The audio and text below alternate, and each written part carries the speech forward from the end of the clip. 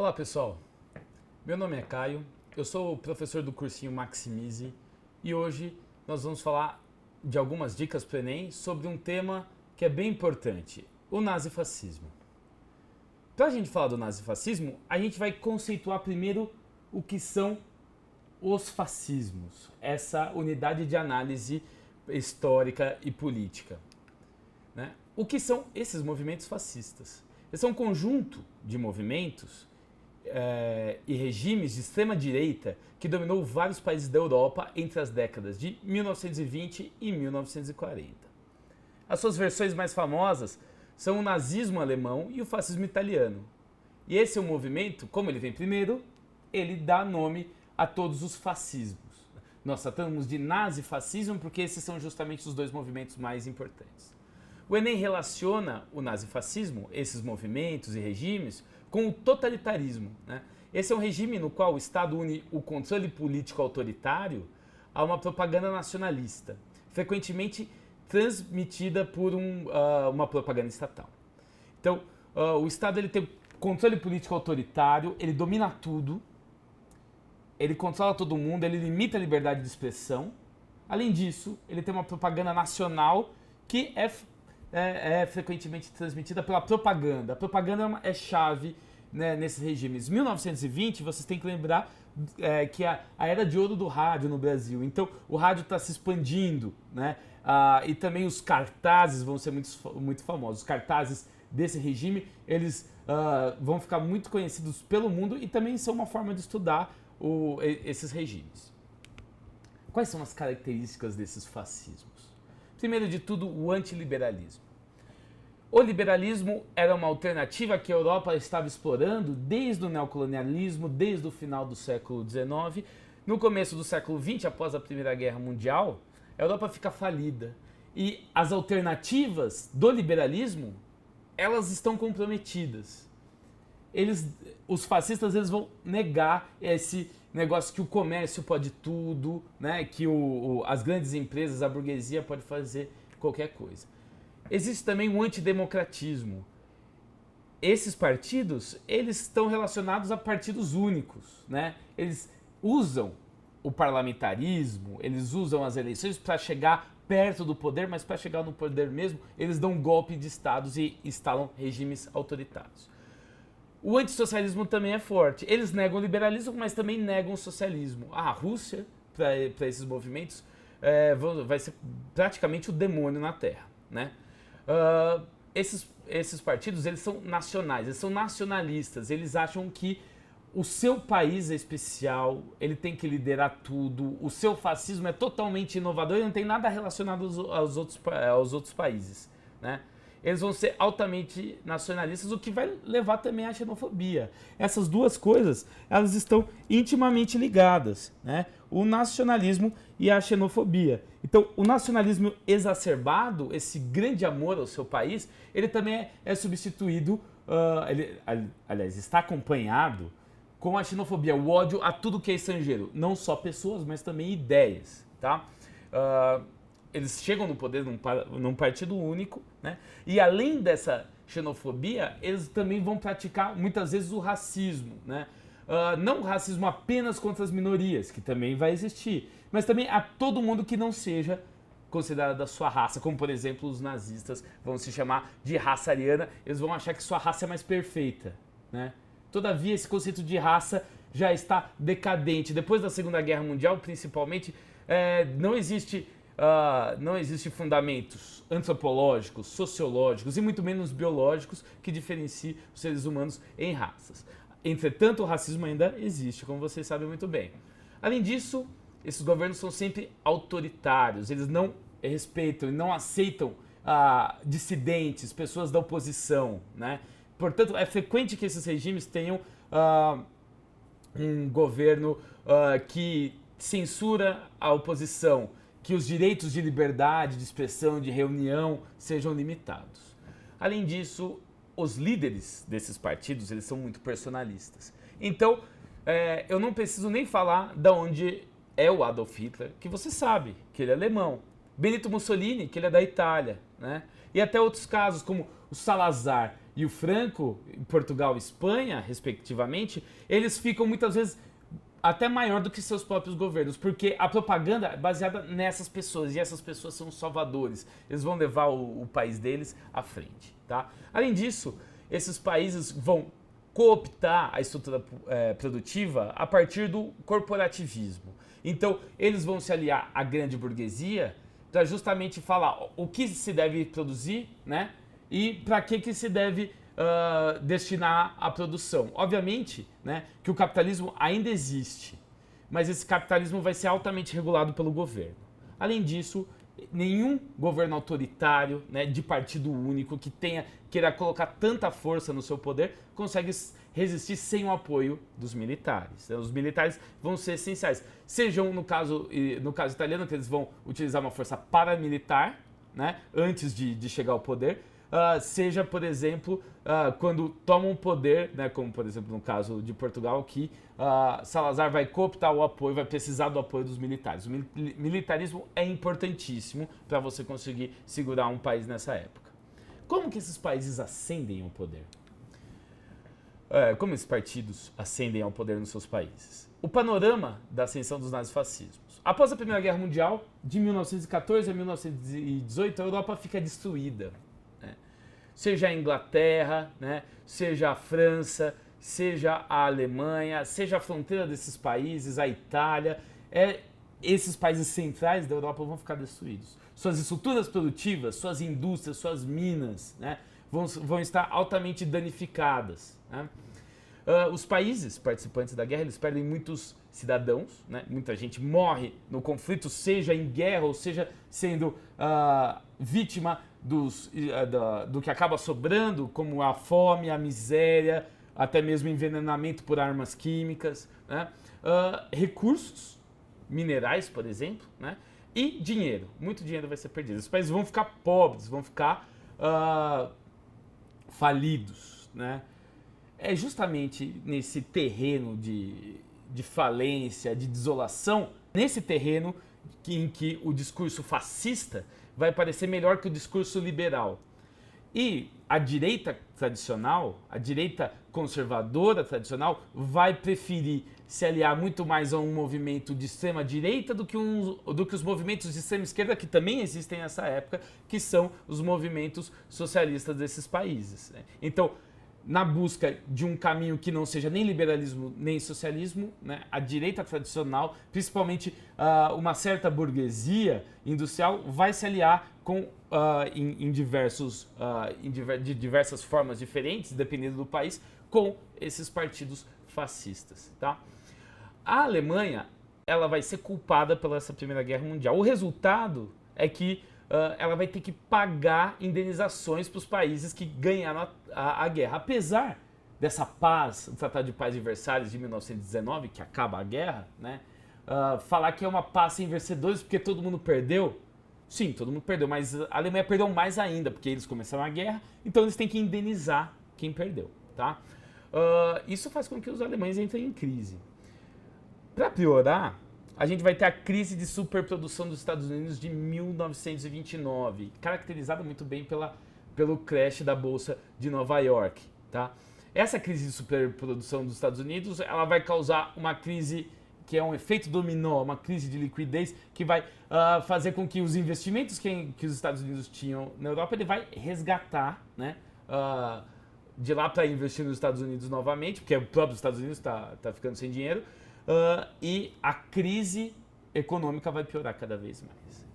Vamos ver agora alguns casos. O primeiro é o fascismo italiano. Aí é o símbolo, né, que dá um nome ao movimento fascista, esse instrumento, essa ferramenta, essa arma romana, que é o fátio de combatimento. O fátio, ele é uma arma que, como vocês podem ver, tem diversos feixes de madeira que, unidos por uma corda, sustentam alguma coisa como um machado. É uma arma, né? E essa arma, ela só pode existir quando todos os feixes estão alinhados, todos na mesma direção, muito bem amarrados. Então, a sociedade fascista é uma sociedade muito parecida com o feixe de combatimento, porque os fascistas, eles querem que todo mundo esteja alinhado, esteja amarrado muito bem pelo Estado fascista com um objetivo claro, um objetivo próprio, que é um objetivo comum, tá?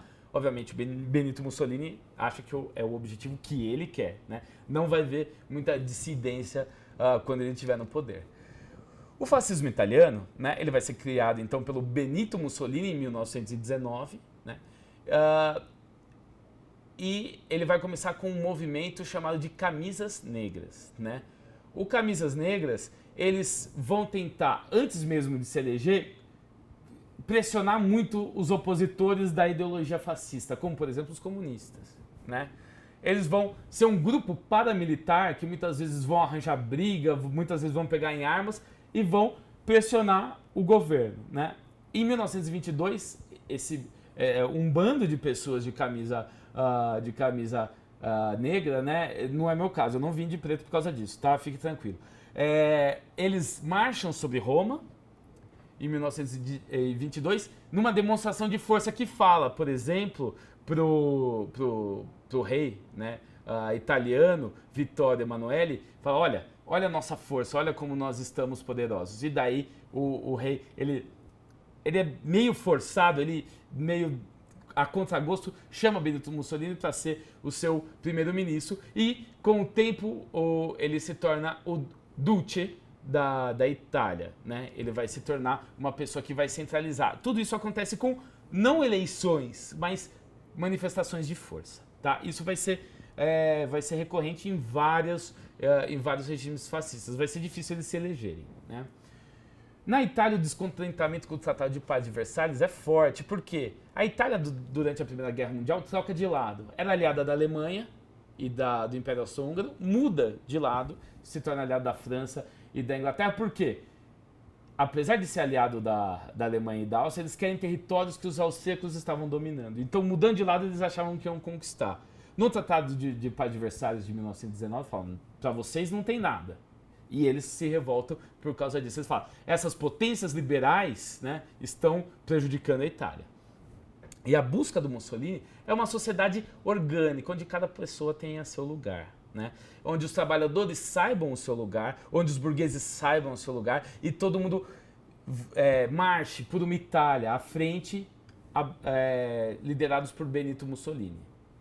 Tudo bem? Um exemplo, né, dessa tentativa de criar essa sociedade orgânica é essa Carta de Lavoro de 1927. Essa lei, esse documento, né, ele cria o sistema corporativista, né? O que é o sistema corporativista? É um sistema em que faz com que os trabalhadores andem lado a lado com os donos das empresas.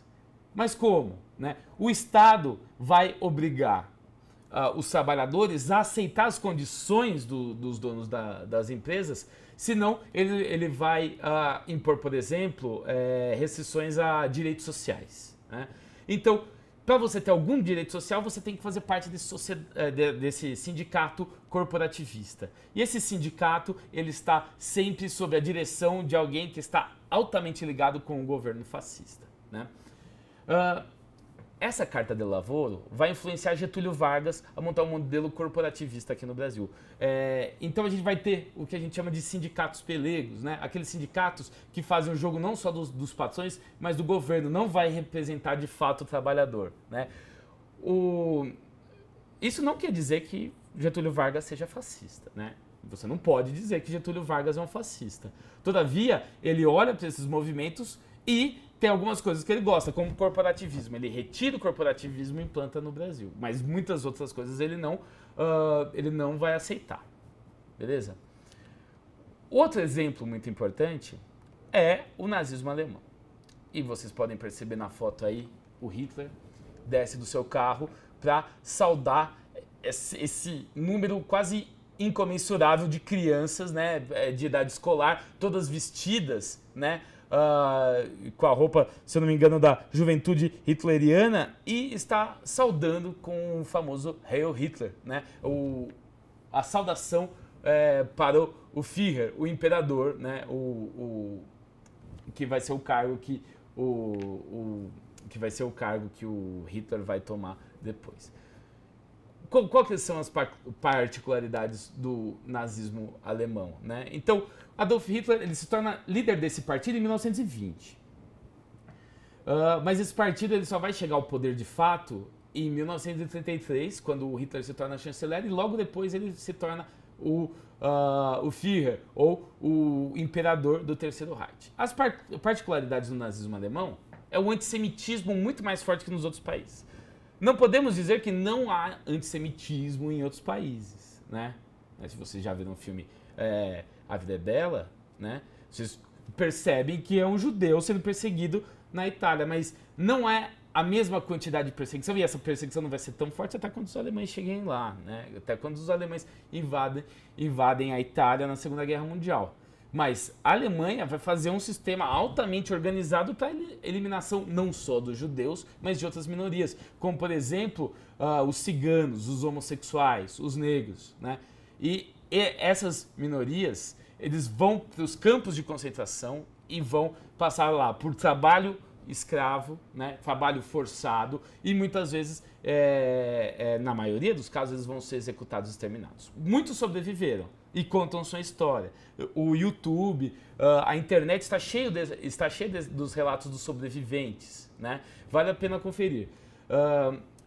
Além disso, essa solução final para o judaísmo é uma coisa altamente alemã e altamente da burocracia alemã nazista, tá? Então, não é só uma eliminação pura e simples, mas é uma eliminação principalmente muito meticulosa e altamente pensada. Tanto que durante a Primeira Guerra Mundial, durante a Segunda Guerra Mundial, as pessoas ainda não vão ter o real alcance da perseguição e do antissemitismo.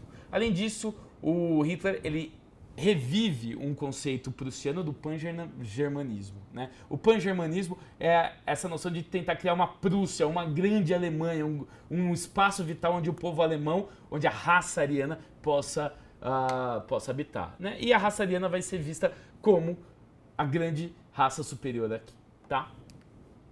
Outros tipos de fascismo que vale a pena a gente ver. Na foto aí, vocês veem o Hitler de perfil, né? Complementando um rapaz, né, que é o General Franco, né, o general espanhol. Os movimentos fascistas se espalharam para países como Portugal, Espanha, Hungria e Croácia, né?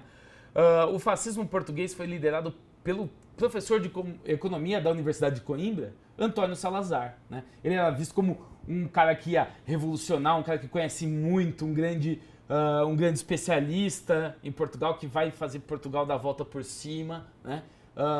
E ele vai utilizar da linguagem do fascismo, das ideias fascistas, para implantar o regime. Esse regime normalmente é conhecido como salazarismo, né?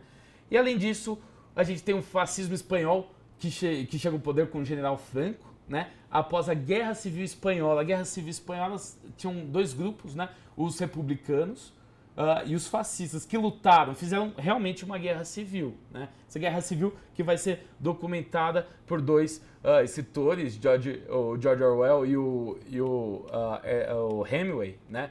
Os dois vão lutar, né? Basicamente o Hemingway vai lutar mais do que o Orwell, mas os dois vão estar lá e vão documentar como funciona essa guerra civil entre pessoas que são de esquerda, né? Que podem ser muitas vezes anarquistas, socialistas, ou podem ser democratas, contra esse governo franquista fascista que vai ganhar essa guerra e vai se instalar e vai ficar muitos anos no poder. Eu agradeço muito que vocês tenham assistido, muito obrigado e a gente se vê na próxima. Um grande abraço.